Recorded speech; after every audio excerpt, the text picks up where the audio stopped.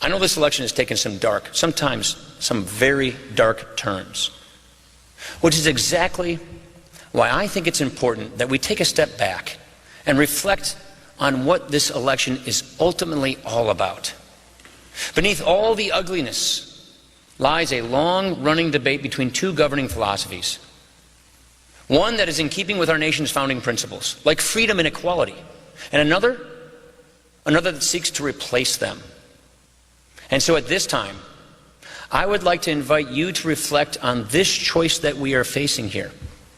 Right now, as fractured and as polarized as this country is, a vast majority of Americans, 7 out of 10, they agree on something fundamental. They agree that our country is on the wrong path. We have a chance to start solving our country's problems.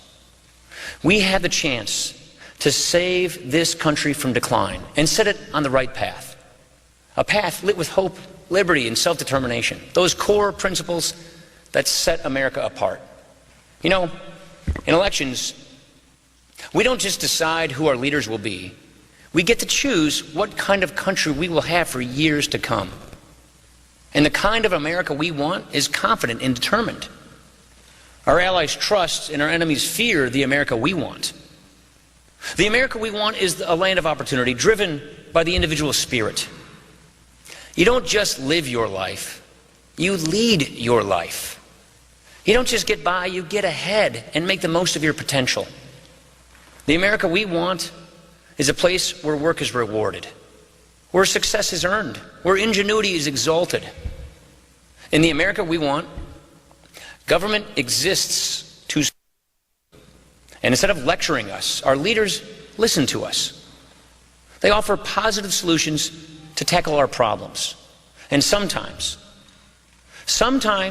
we put all of those ideas on paper and we put them on a website named better.gop.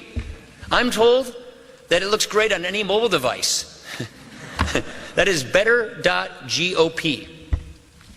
This is the America we want. This is our party's vision for America. What vision do Hillary Clinton and her party offer the people? They want what America that doesn't stand out. They want an America that is ordinary.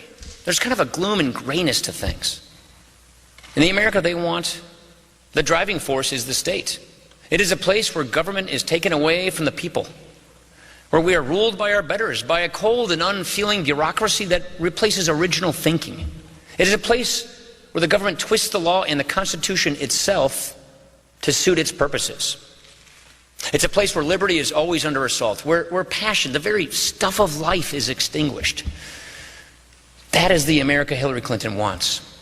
And if given control of Washington, if given control of Congress, it is the kind of America she will stop at nothing to have.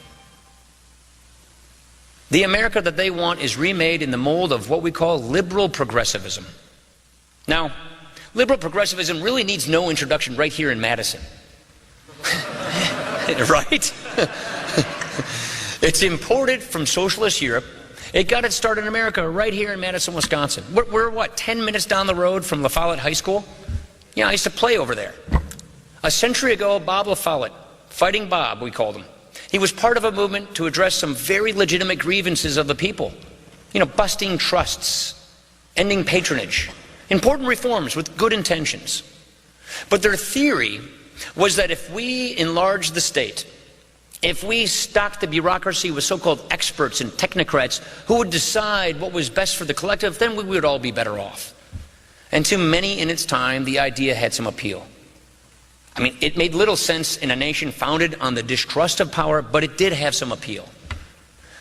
But it didn't take long for this theory to be pulled back into its collective roots, to central planning and organization. Our betters became obsessed with bigger and bigger government, ignoring constraints, constitutional and otherwise, and arbitrarily picking winners and losers.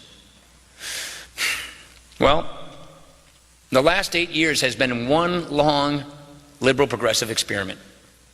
Time and again, we have been told if we just spend more money, create more programs to live under, more rules to live by, put one more wing on the great palace of government, this will solve all of our problems.